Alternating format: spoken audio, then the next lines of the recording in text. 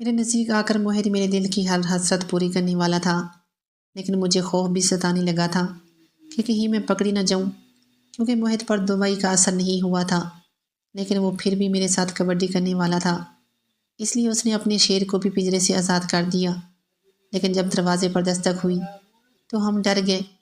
Mohd نے جلدی سے اپنے شیر کو دوبارہ پنجرے میں رکھا اور مجھے چھپنے کا کہنے لگا، چلو گڑیا، جلدی سے چھپ جاؤ، میں دیکھتا ہوں دروازے پر کون ہے۔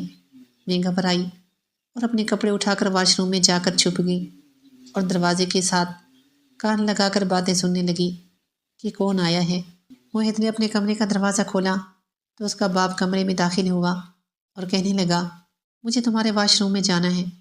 میرے واش روم کا دروازہ باہر سے لاک ہوا ہے اور وہ کھول نہیں رہا تھا، تایا ابو نے کہا اور واش روم میں جانے لگی۔ موہد نے ان کا ہاتھ پکڑا اور کہنے لگا، نہیں، آپ واش روم میں نہیں جا سکتے، میرے واش روم میں بہت ہی اسمیل ہے، اس لیے میں نے دوائی لگا کر دروازہ بند کیا ہے۔ اچھا ٹھیک ہے، میں گڑیا کے واش روم میں چلا جاتا ہوں اور تم سو جاؤ، ہر وقت جاگا مت کرو، تایا ابو نے کہا اور پھر کمرے سے نکل گئے۔ ان کے جانے کے بعد میں نے سکھ کا سانس لیا اور جلدی سے کمرے کے باہر آئی۔ موہد نے دروازہ بند کر دیا اور اپنا ہاتھ اپنے سر پر رکھ کر بیڈ پر بیٹھا۔ وہ تھوڑا سا چکرا رہا تھا۔ کب اس بات کا یہی مطلب تھا کہ نشے کا اثر اس پر پورا ہو رہا ہے۔ کیا ہوا موہد، تم ٹھیک ہو نا؟ میں اس کے قریب جا کر بولی۔ وہ کہنے لگا، ابھی نہیں ٹھیک، تم چلو میرے قریب آ جاؤ۔ اب موہد نے اتنا کہا اور پھر مجھے بستر پر گرا دیا اور میرے ساتھ کبڈی کھیلنے لگا۔ وہ ہوش میں نہیں تھا، اس لیے سیدھا کبڈی کھیل رہا تھا۔ میں دل سے کسی کے ساتھ کبڈی کھیل رہی تھی۔ موہد نے اپنی گاڑی میری سڑک کے آخری کونے تک چلائی۔ مجھے بہت اچھا محسوس ہو رہا تھا۔ موہد نشے میں تھا، اسے کچھ بھی سمجھ نہیں آ رہا تھا کہ وہ گاڑی کو کتنی سپیڈ سے چلا رہا ہے۔ موہد نے اپنی گاڑی کچھ دیر کے لیے اس نے میری دھڑکن پر ہی روک دی، کیونکہ اس کی گاڑی سے اچھا خاصا پیٹرول نکل چکا تھا۔ مجھے بہت ہی اچھا محسوس ہو رہا تھا جب موہد نے ایسا کیا۔ موہد میرے اوپر ہی تھا اور وہ مزید کھیلنے لگا۔ میں نے اسے روکا نہیں، کیونکہ مجھے بہت اچھا محسوس ہو رہا تھا۔ میں جو چاہتی تھی وہ مجھے مل چکا تھا۔ موہد وہی سو گیا۔ مجھے بھی نیند آ رہی تھی، اس لیے میں بھی سو گئی۔ کچھ گھنٹوں بعد موہد کی آنکھ کھلی اور وہ مجھے بھی جگانے لگا اور بولا، گڑیا اٹھو، اس سے پہلے کسی کو معلوم ہو تم اپنے کمرے میں نہیں ہو، تم اپنے کمرے میں چلی جاؤ۔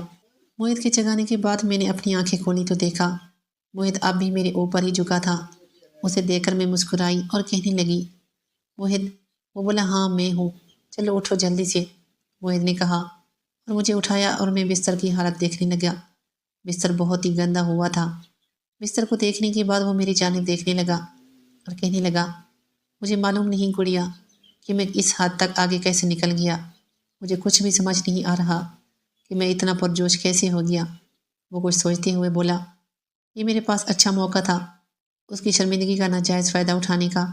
میں کہنے لگی، ہاں موہد، میں نے تمہیں روکنے کی بہت کوشش کی، لیکن تم نے زبردستی ہی اپنی گاڑی پوری طرح ریس کے لیے میری سڑک پر چھوڑ دی۔ بس اسی وجہ سے یہ حادثہ ہو گیا اور تم نے اپنی گاڑی کو کہیں دیر تک میری سڑک پر روک بھی رکھا۔ میں نے نظریں جھکا کر اسے سب کچھ بتا دیا تاکہ وہ مجھے نہیں خود کو برا کہے۔ میں ساتھ نکلی آنسو بھی بہانے لگی۔ موہد نے میرے ہاتھ پکڑے اور کہا، ایم سوری یار، تم یہ بات کسی کو مت بتانا کہ ہم دونوں اتنا آگے نکل گئے تھے۔ میں تو صرف 10 کی سپیڈ سے گاڑی چلا کر انجوائے کرنا چاہتا تھا، لیکن تمہاری خوبصورتی دیکھ کر مجھ سے رہا نہیں گیا۔ موہد نے میرا ہاتھ پکڑ کر کہا، کوئی بات نہیں، جو ہونا تھا وہ ہو گیا، اور ویسے بھی میں تم سے پیار کرنے لگی ہوں۔ میں نے اپنی محبت کا اظہار کیا۔ میرے دل میں خواہش تھی کہ موہد کہے گا اسے بھی مجھ سے محبت ہو گئی ہے اور وہ میرے ساتھ ہر دن یہی سب کرنا چاہے گا، مگر ایسا کچھ نہ ہوا اور وہ کہنے لگا، ابھی تم اپنے کمرے میں جاؤ، یہ باتیں صبح ہوں گی۔ میں نہیں چاہتا یہ باتیں گھر والوں کو معلوم ہوں، موہد نے کہا اور پھر مجھے کمرے سے باہر بھیج دیا۔ مجھے حیرت ہونے لگی کہ اس نے ایسا کیوں کیا۔ مجھے لگا تھا کہ وہ مجھے کہے گا کہ وہ بھی میرا عاشق ہو گیا ہے، لیکن ایسا نہ ہوا اور پھر میں اپنے کمرے میں چلی آئی۔ میں نے جب دروازہ کھولا اور کمرے میں داخل ہوئی تو دیکھا سامنے تایا ابو میرے بستر پر بیٹھے ہوئے تھے۔ انہیں دیکھ کر میں ڈر گئی۔ میں دروازہ لاک کر کے گئی تھی، لیکن ان کے پاس میرے کمرے کی چابی تھی۔ وہ جب چاہتے میرے کمرے میں بنا میری اجازت کے آ سکتے تھے۔ انہیں دیکھ کر میں گھبرائی اور کہنے لگی، تایا آپ میرے کمرے میں کیا کر رہی ہیں؟ وہ بھی رات کے اس وقت چلے نکلے میرے کمرے سے۔ اگر آپ کو وہ مجھے کسی نے دیکھ لیا تو نہ جانے کیا سوچیں گے۔ میں نے کہا۔ تایا جان کا ہاتھ پکڑ کر انہیں کمرے سے باہر نکالنے لگی، مگر تایا نے مجھے دیوار سے لگایا اور کہنے لگے، نہیں تو کمرے سے نکل جاؤں گا، مگر تم مجھے بتاؤ کہ کس کے ساتھ تھی اور کیا کر کے آئی ہو؟ تایا نے غصے سے پوچھا۔ وہ ہاتھ دھو کر میرے پیچھے پڑ گئے تھے۔ میں نے انہیں دھکا دے کر خود سے دور کیا اور کہنے لگی، اپنے کام سے کام رکھے تو آپ کے لیے بہتر ہے۔ آپ کیوں میرے پیچھے پڑ گئے ہیں؟ میں جو مرضی کروں اس سے آپ کا کیا لینا دینا ہے؟ میری جان چھوڑ دے، ورنہ مجھے مجبوراً ابا کو سچ بتانا پڑے گا۔ میں آپ کو برداشت نہیں کر سکتی، میں نے چلا کر کہا۔ تو تایا جان نے فوراً دروازہ بند کیا کہ میری آواز باہر نہ جائے۔ وہ بند کر کے دوبارہ میرے پاس آئے اور کہنے لگے، میں سب جانتا ہوں، تمہاری نظر میرے بیٹے موہت پر ہے، لیکن میں تمہاری شادی اس سے ہرگز نہیں ہونے دوں گا۔ مجھے معلوم ہے تو اسی کے کمرے سے آ رہی ہو۔ تم جتنی مرضی کوشش کر لو اسے پٹانے کی، لیکن وہ نہیں پٹے گا، کیونکہ مجھے معلوم ہے میرا بیٹا استعمال شدہ چیزوں سے کبھی نہیں کھیلتا اور نہ ہی انہیں اپنے پاس رکھتا ہے۔ تایا جان نے بڑے فخر سے کہا۔ میں ہنس پڑی اور بولی، یہ بات اب آپ کو وقت ہی بتائے گا کہ آپ کا بیٹا مجھے رکھے گا یا چھوڑے گا۔ ابھی آپ اس کمرے سے نکل جائیں، ورنہ میں شور مچا کر سب کو بلا لوں گی۔ میں نے بڑی اطمینان لہجے میں انہیں دھمکی دی تھی۔ تایا جان نے حیرت سے میرا چہرہ دیکھنے لگا اور وہاں سے نکل گئے۔ ان کے جانے کے بعد میں نے کمرے کا دروازہ بند کیا اور سکون سے سونے لگی۔ آج مجھے بہت سکون ملا تھا، کیونکہ پہلی بار کسی آدمی نے اپنی گاڑی کو میری سڑک پر کافی دیر تک روکے رکھا تھا۔ میں سکون سے سوئی اور صبح اٹھ کر سیدھا یونیورسٹی چلی گئی۔